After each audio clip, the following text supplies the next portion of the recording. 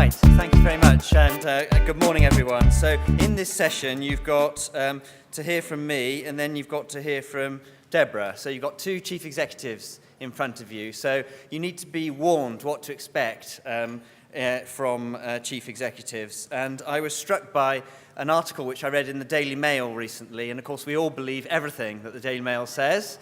Not least since the Daily Mail is now a strategic partner of the big lottery funds in its older people's fund. So all the more reason to believe everything the Daily Mail says. And this is what they warn us about chief executives. Senior leaders are 4 times more likely to have psychopathic tendencies than ordinary people, but are good at hiding it through charm and sly manipulation. 1 in 25 successful bosses is believed to have such a mental disorder, senior researchers have found. That 4% of senior ranking managers were psychopaths compared with 1% of the general population.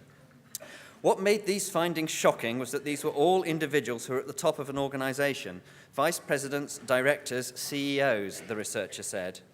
Furthermore, and it gets even more worrying, it is only favorable environmental factors such as a happy childhood that help these psychopaths mimic colleagues and fit in at work instead of turning into serial killers. And I don't know about you, Deborah, but I had a very happy childhood.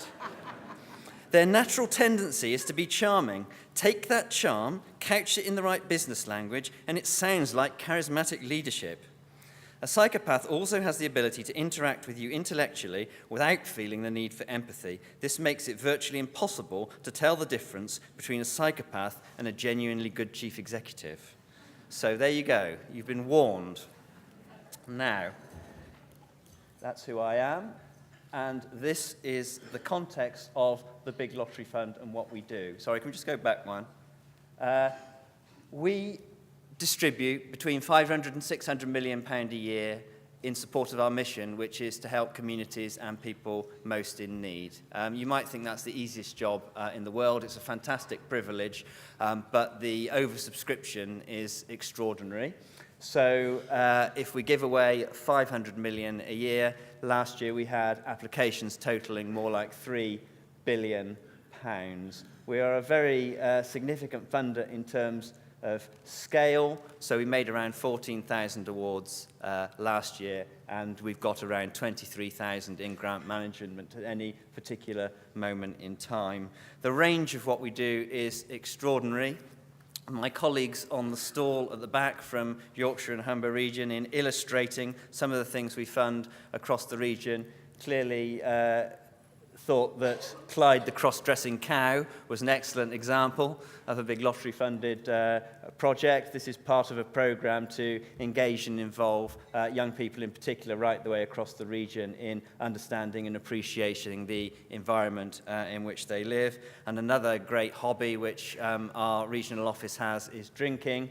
And so their second illustration, and it's a bit of a theme of the morning, isn't it? Community-run pubs, but here's a project which is looking to improve the viability of rural pubs as centres for community engagement in particular areas. We also, of course, support projects to stop alcohol abuse and all the rest of it, but there we are. Now, how on earth do we make sense of the many and varied pressures that are on our funding? What makes an application stand out from the crowd, and what are the sorts of things which particularly impress the decision makers who are required to make those tough choices about what the Big Lottery Fund puts its money into? And here are some of the themes which we have been debating a lot as a fund recently, and are important, I think, for you to bear in mind when making an approach to us as a funder.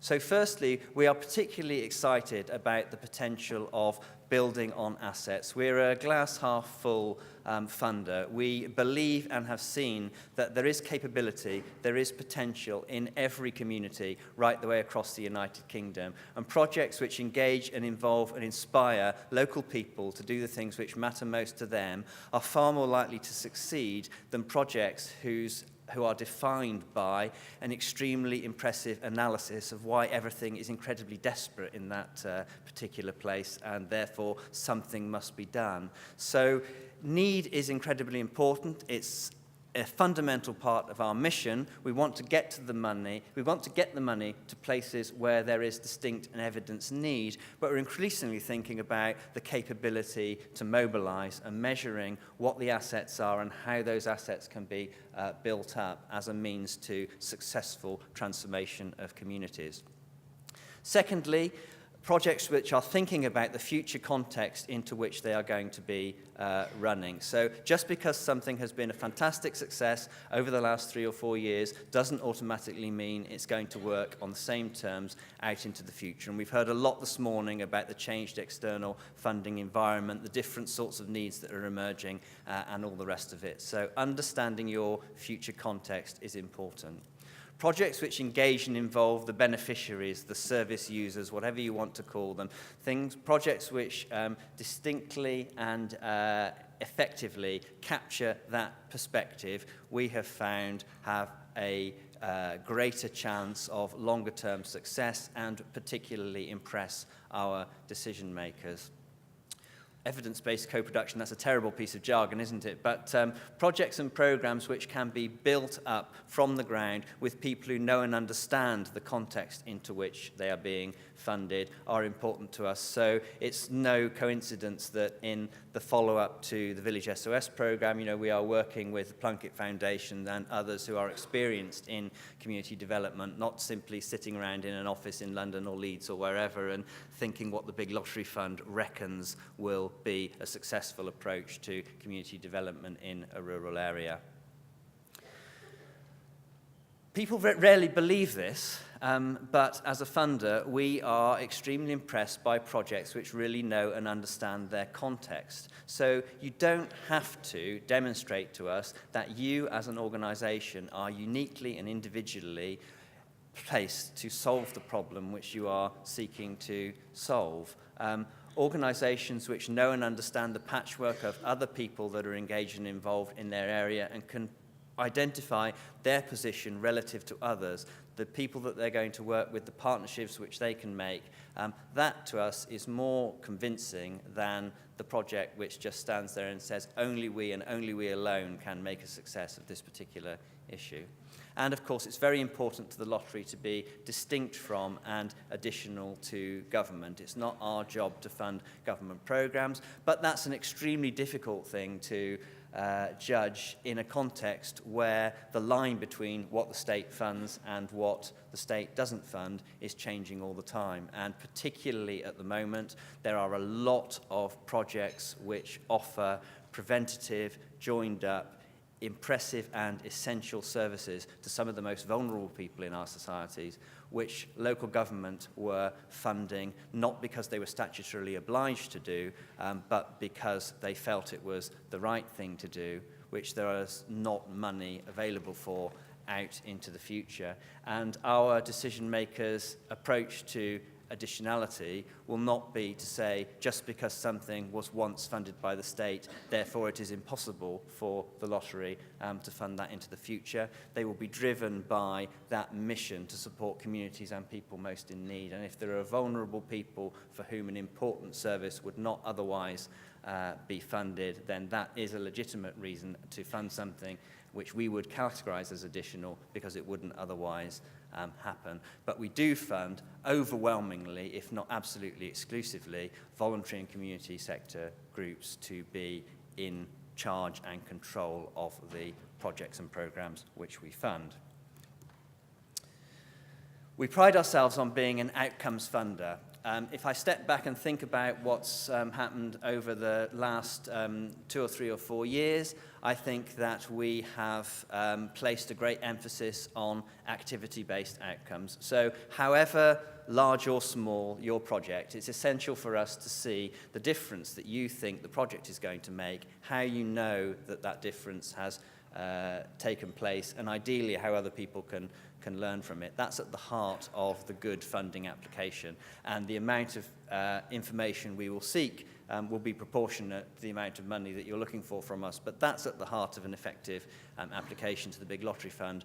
But I think if we pause and reflect, we've placed so much value on activity-based outcomes. We've not perhaps placed as much on skills or resilience-based outcomes in organisations.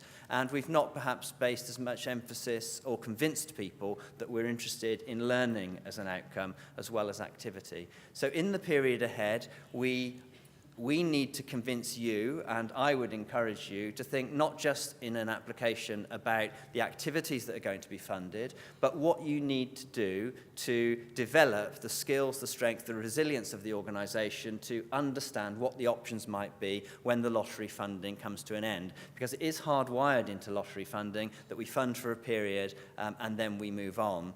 And while we might have asked the question, and you might always have put an answer to that question in the past, there have been more options, such as mainstreaming a service into local government-funded services out into the future, which are no longer available. So thinking not just about the activities, but about the financial business planning skills, planning that needs to be done before the end of an award is increasingly important. And we want to value the learning that comes from the investments that we make. So not everything will be absolutely successful in absolutely